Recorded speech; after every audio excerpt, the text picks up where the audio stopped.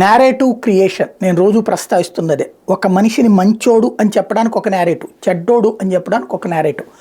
అట్లాగే జగన్మోహన్ రెడ్డి మంచోడు అని చెప్పాలంటే నేడు బాగు చేశాడు, లేకపోతే ఇది హాస్పిటల్ బాగు చేశాడు, ఇట్లాంటిది. చెడ్డోడు అని చెప్పాలంటే రాష్ట్రంలో ఎక్కడెక్కడ అరాచకం జరుగుతున్నా అతనిదే బాధ్యత, ఎవరు సంతృప్తిగా లేరు అని చెప్పుకురావడం.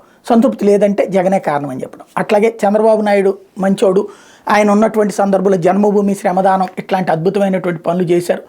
అలాగే ఆయన ఉన్నప్పుడు రాష్ట్రం అద్భుతమైన అభివృద్ధిలో ఉండేది, ఇప్పుడైతే అనర్థంగా ఉందని చెప్పడం ఒక నేరేటివ్. అదే చెడుగా చెప్పేటప్పుడు చంద్రబాబు ఉన్నప్పుడు ఎప్పుడు కరువుతో ఉండేది, ప్రజలందరూ ప్రాణాలు అరచేతిలో పెట్టుకుని ఉండేవాళ్ళు, ఇది రెండవ నేరేటివ్.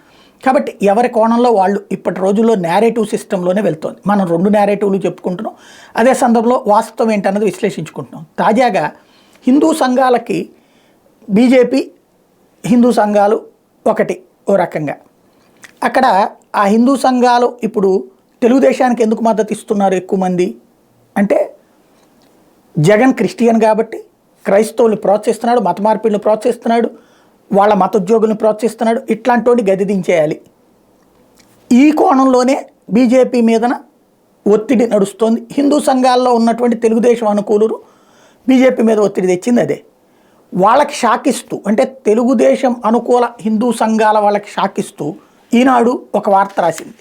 ఏదైతే తెలుగుదేశం పార్టీ గెజిట్ అయినటువంటి ఈనాడు, హే జీసస్, క్రైస్తవుల సంక్షేమంపై జగన్ వివక్ష, రాయితీలకు అడ్డగోలు కోత, అటకెక్కిన ఆర్థిక సాయం పంపిణీ, ఉచిత శిక్షణలో కానుకలది అదే దారి, చర్చిల నిర్మాణాలకు నిధులు ఇవ్వని వైకాపా సర్కార్, స్వయం ఉపాధి శిక్షణలో ఫెయిల్ అట, తెలుగుదేశం పార్టీ హయాంలో అద్భుతంగా ఉండేదట, వైకాపా పాలనలో అసలు లేదట, శిక్షణకి ప్రాధాన్యం కూడా తెలుగుదేశం హయాంలో అద్భుతంగా ఇచ్చేవాళ్ళట, వైసీపీ పాలనలో లేదట, చర్చిలకి తెలుగుదేశం పార్టీ హయాంలో చర్చిల గ్రాంట్ నేడి కింద 3 నుంచి 5 లక్షల రూపాయలకి పెంచిందట అప్పట్లో, ఇప్పుడు జగన్ అయితే ఏమీ ఇవ్వట్లేదట, 5 ఏళ్లలో 84 చర్చిలకు అనుమతి ఇచ్చిన 10కి మాత్రమే నిధులు ఇచ్చాడట జగన్, తెలుగుదేశం పార్టీ ప్రభుత్వం అనుమతులు ఇచ్చిన 600 చర్చిల నిర్మాణాలు, మరమ్మతుల అనుమతులను రద్దు చేసిందట జగన్ వచ్చాక.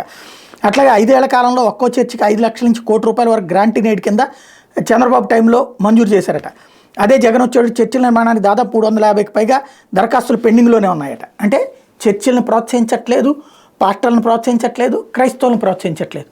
అదేంటి అలా ప్రోత్సహిస్తున్నాడని జగన్ గద్దె దించాలని చెప్పి కదా హిందూ సంఘాలు, తెలుగుదేశం అనుకూలంగా ఉన్నటువంటి హిందూ సంఘాలు ఇప్పటిదాకా మాట్లాడుతున్నాయి. మరి ఇప్పుడు ఇట్లా చెప్తున్నారేంటి ఈనాడోళ్ళు? మరి ఆ హిందూ సంఘాలు ఏం చెప్తారో చూడాలి.